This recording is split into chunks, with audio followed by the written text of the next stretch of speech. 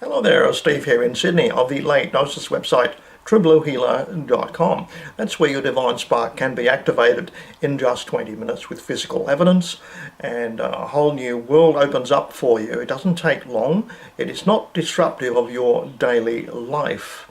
You'll get an internal mentoring voice, physical signals that you are not imagining what's happening to you, and in just a few weeks you would look back and realise and sort of question, could I ever have been such a sleepwalker? Oh golly.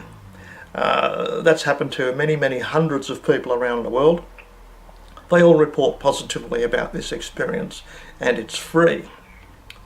Now that brings me to the point where I've got to move it completely away from YouTube. It's currently dependent on YouTube for videos, and so I'm rewriting the website to remove YouTube from it completely. So that's caused by the overnight closures of numerous major opinion leaders on the internet. Anyone who's in favour of conservatism and common sense and good government and the rule of law. The Bolsheviks don't want that, basically. So I'm doing my little bit, and I don't know if I'll ever be able to get all my 600 videos across to 4 other sites. It's a huge job. I suspect most people won't be able to do that. They'll just carry on making new videos going on to the alternative 4 sites, which are not really very good, by the way. DTube's only got, wait for it, 6 videos of Paul Joseph Watson, and they're all derogatory, and so I'm beginning to wonder whether he's been told he's safe on YouTube because he's one of the employees. Which brings us to prominent people such as Jordan Peterson and Douglas Murray and the like. Thomas Sowell is another one, quietly philosophizing away and mocking the left very gently.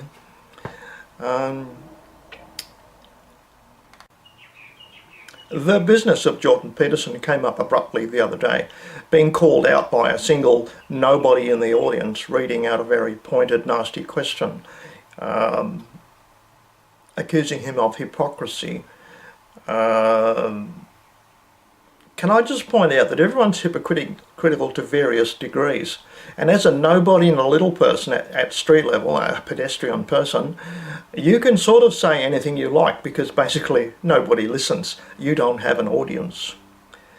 But once you get into the public domain and you've got followings, you have influence, then there's restraints placed upon you to offend the least number of people and to not offend the most powerful people.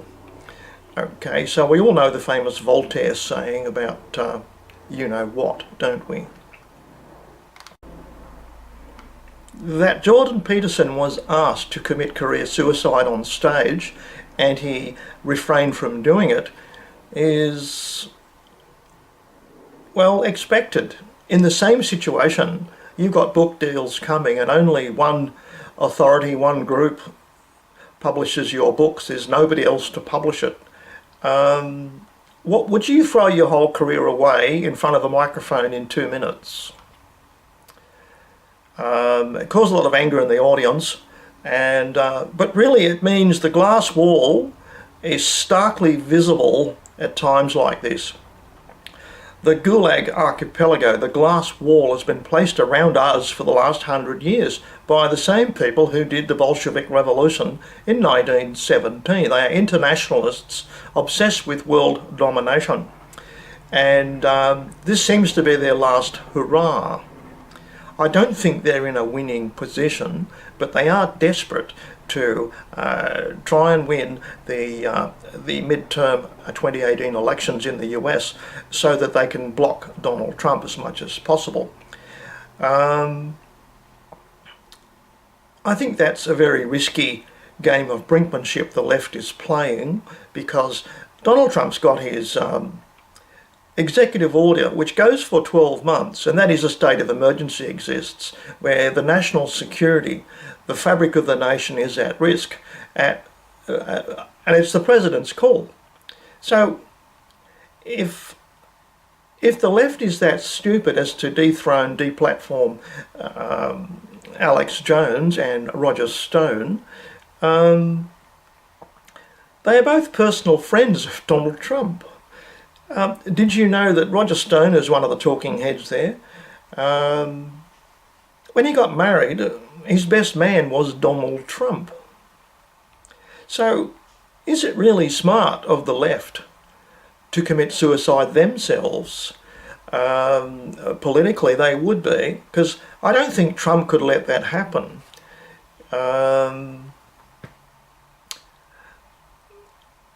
I've seen in the wings rumoured that there's another executive order, sort of the ink's dry on it, it's ready to be signed, and that is to deny people the right to transmit television frequencies, radio transmission FCC licenses. I have seen that. I've often wondered for years, or such a long time, why didn't Trump do it from the very beginning? But maybe he's got to consolidate his position as much as he can before he does it. I hope it happens. And you can simply say, if you don't transmit information reasonably evidence-based, and it's his call, you can lose all your assets and you can lose your license to transmit radio television signals. That's a powerful thing. And the left is flirting with that. And it would be so easy just to occupy Google headquarters, YouTube headquarters, CNN, MSNBC, just occupy them. Lock all the doors, change all the door locks, and they're off the air. It's that easy to do, and he's got the legal right to do it. As far as I can tell, it's a state of national emergency, as serious as the pedophilia epidemic. So, will this video be pulled because I'm talking about this? I'm uncertain. I don't want to go through the effort of moving all my 600 videos. It's a huge effort would be required, and sending them to 4 other sites would be a damned nuisance. But I'll tell you this, my videos were very carefully looked at very recently, because I sort of came of age. I had 10,000 subscribers. YouTube sent me a certificate, congratulations. And then I noticed some of my old videos were being pulled. And I don't know why they've been left in place for so long, if they were so objectionable. But there's a new bunch of, what would you call them? Animal farm supervisors, the pigs on Animal Farm who are more equal than everybody else. The Animal Farm supervisors went through my videos but the sheer number of my videos stopped them seeing some of them, because they just can't watch 600 videos of mine, and other prominent opinion leaders have thousands of videos that just can't all be watched. It's that simple. So there's a limit to what censorship can do. So just clearing out somebody's channel is the easiest thing to do if you suspect, or they're leaning that way, they're not a complete Bolshevik, so their channel has to be removed. I only wish the 10,000 censors appointed by YouTube to remove all of the conservative websites and channels. I only wish they could be made to watch a history lesson on the Gulag Archipelago and how they themselves are building their own prison by cooperating. They're using all these one-legged albino lesbian identitarian groups to do the censoring of the population of conservative Americans, the people that have made America truly a great nation, and I still think it will be. But I don't know that democracy is going to work indefinitely, because it's a breeding ground with its freedom of speech rules. It's a breeding ground for Bolshevism. It really is. It's a perpetual sanctuary for Bolshevism. So I only wish the young censors they're using, oh yes, you know, I'm a one-legged albino Hispanic my parents are migrants and all that jazz, and I'm downtrodden. But I have a license, and I'm going to censor everybody else who dares to talk about my situation. That's a recipe for disaster. It's putting like prisoners in charge of prisons and that sort of thing. Bad idea. It's an inversion of common sense. But that's exactly what Bolshevik systems always do. The Soviet regime put criminals in charge of internment camps because crime was just a social construct, according to the Bolsheviks, you see. Another thing that's come out of this is the fact that the primitive algorithms used to filter out the word gun, so you can't buy guns online, etc. Google seems to be employing 11-year-old kids, maybe it's the boss's son, to write the algorithm. Because I can remember learning the BASIC, which is a language, one of the first languages, in the late 1970s, and it was, you learn to make filters and searches, things you see, and you go, well, I want to see everything that's got the word GUN in it. This is, Paul Joseph Watson's talked about this in great detail, and a whole lot of manufacturers and producers will be able to sue Google because people like Burgundy furniture, Burgundy wine, anything called Burgundy, and there's a whole lot of other things with GUN in them, they'll all be able to sue in a civil court Google for loss of income from online sales.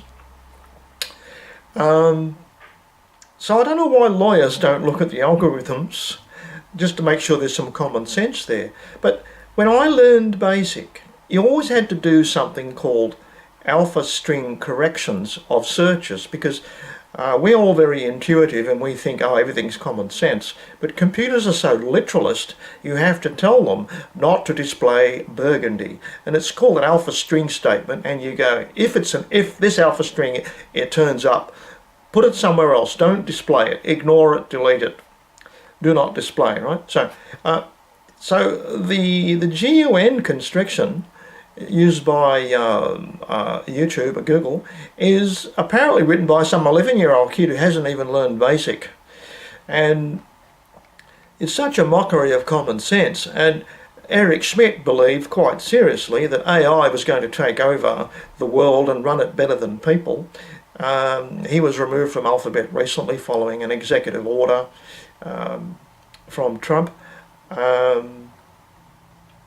But it makes me wonder just how deranged the mental disease of left-wing people thinking that you can write an 11-year-old program, 11-year-old kid's program, to administer the planet better than human intelligence.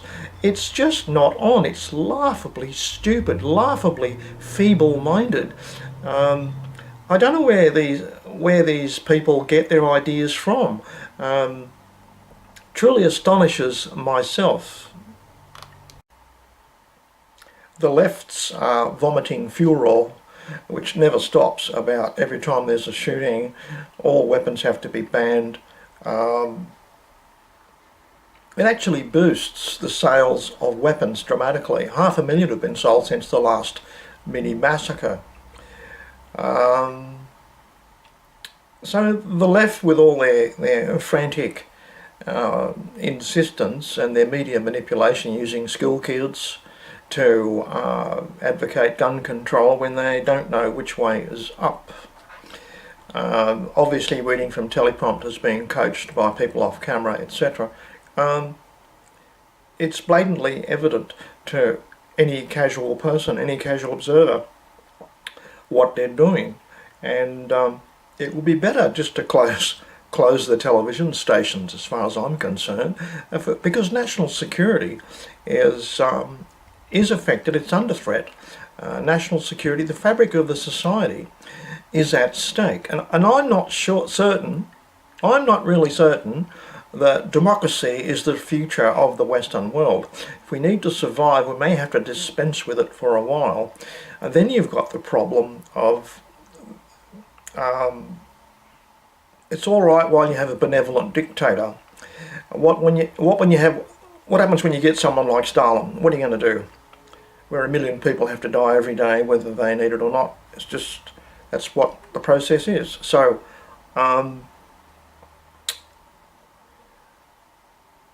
it's really hard to see the future, isn't it? Hard to see a nice glowing future, considering we live in the best times of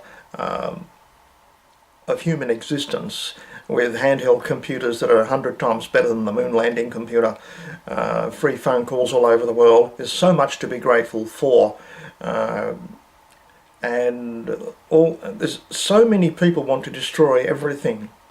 Everything dear to us, everything hard worked for over centuries has to be destroyed to suit the undeveloped brains of a lot of left-wing people. I still can't figure out whether they're a natural occurrence or whether there's a lot more of them today due to fluoride in the water, glyphosate in the food chain, too many vaccines or what. I really don't know. It utterly defeats me how people can be so infantile in adult bodies, unable to join the dots, unable to make conclusions like normal people can.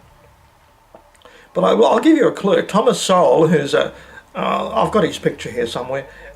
He's worth looking at on YouTube, and he came out of Harvard University a raving Marxist. But he grew up. It seems to be growing up that makes people realise how wrong they were in their youth. They were flirting with extremism in their youth with the hormones, that sort of thing. But when you see how it's all put together, he discovered federal government commissions were actually running not really a Marxist agenda at all, but they were lining their own pockets with studies that never ended, and they had to do trips and tours everywhere, that sort of thing, and government travelling allowance and all that sort of stuff. So he discovered that Marxism couldn't really be implemented in an incorruptible way, that it was just a front for the personal benefit of the people running the Marxist program, which is kind of like the pigs in Animal Farm again, the great Disney classic. Thomas Sowell is a book writer, a gifted economist. His opinions are always respected, and he's made videos on YouTube where he praises a certain ethnic group. And when asked about why they get thrown out or the process of being thrown out, he just says, well, every time they're thrown out, the interest rates go up. And when they're brought back, the interest rates go down.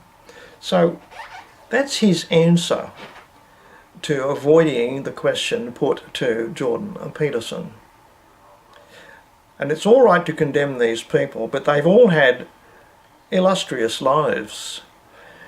Would you rather not have such people, even if their illustriousness is limited? All things come to an end, all things have natural limits, unless we're all going to face some very obvious conclusions that it's either got to go the way of what? Is it degeneracy or NatSoc? Not many other choices, is there?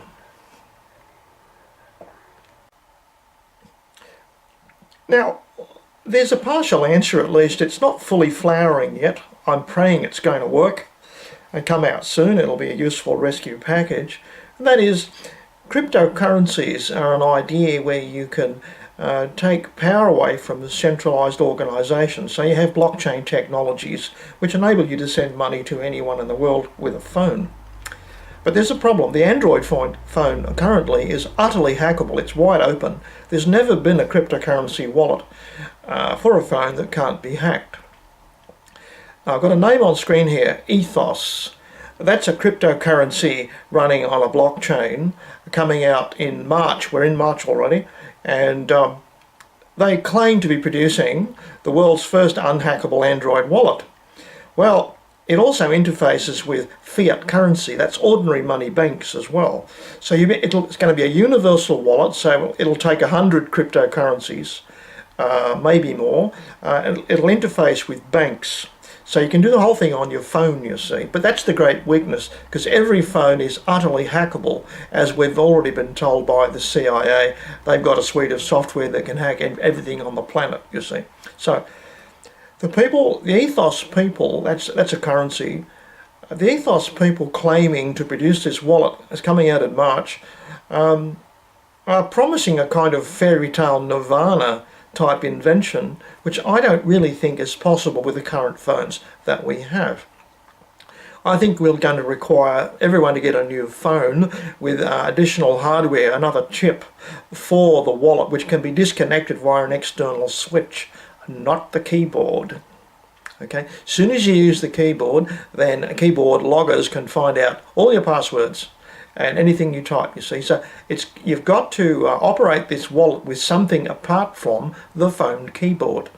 So it's a huge challenge, and I'm wondering whether it's a holy grail that can never be reached. You may have to get a separate device that plugs into your phone. There's another kind of wallet been made.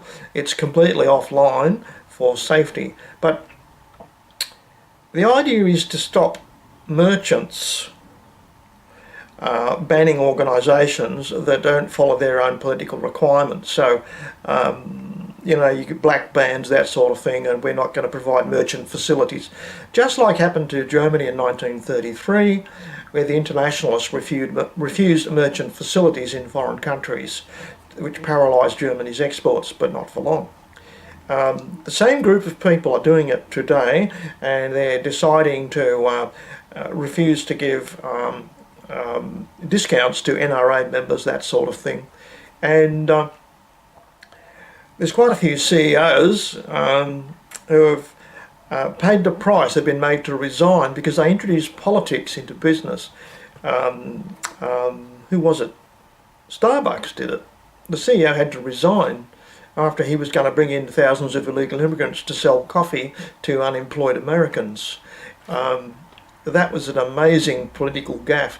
And to a lot of these people, these Bolshevik-minded people, it seems that politics is the ultimate draw card. It's the ultimate motivation, greater than life itself, greater than business.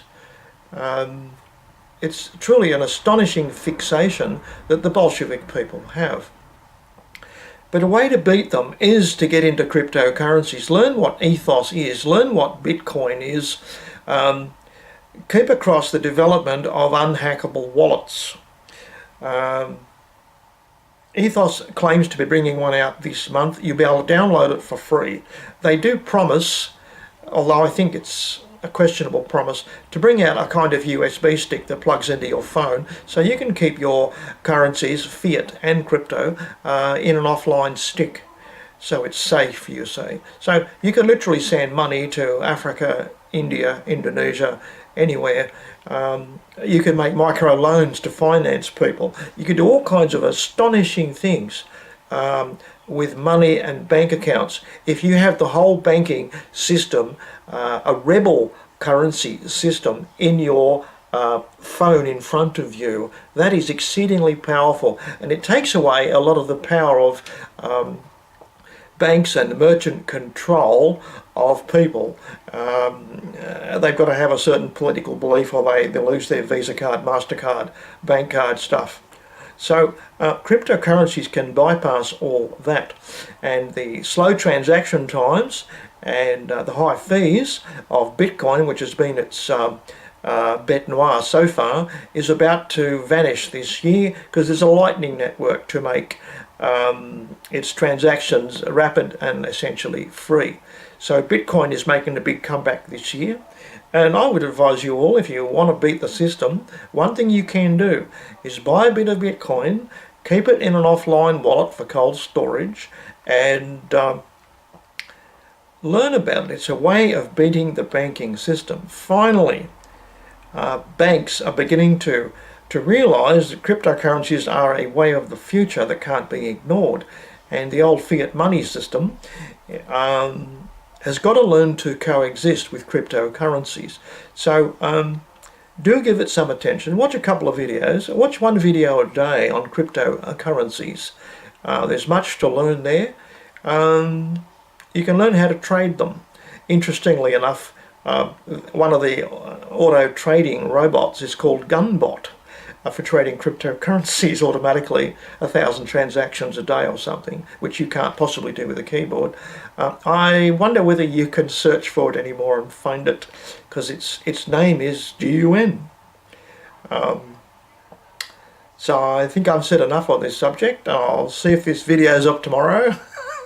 And I'll see if my channel's still going tomorrow, but I think I've already been looked at. So I might be fairly safe, and I'm only small fish in the tank. So I'll see you next time, people.